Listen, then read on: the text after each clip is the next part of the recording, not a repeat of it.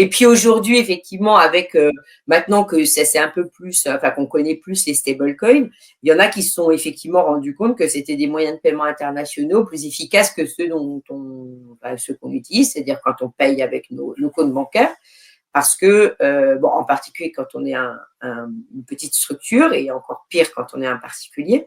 parce que le temps d'exécution est beaucoup plus rapide puisque le stable il s'exécute tout de suite. Alors que pour des frais moindres, alors qu'en fait, quand vous faites un paiement international via un compte bancaire ou une carte, eh bien, vous avez tous les intermédiaires qui vont prendre au passage un pourcentage. Et ça a fait beaucoup à la fin. Donc là, je lisais ce matin un article du FT, parce qu'il y a beaucoup d'articles qui paraissent en ce moment sur le sujet. Et je crois que le marché est estimé à 245 milliards de dollars pour les frais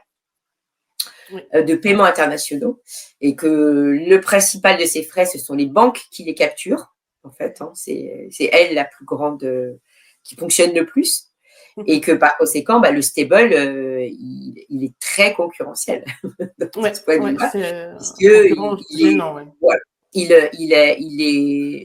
vue-là, la transaction est quasi immédiate alors qu'elle ne l'est pas quand nous le faisons via nos comptes bancaires. Et son coût n'a rien à voir. Enfin, c'est quelques centimes, alors que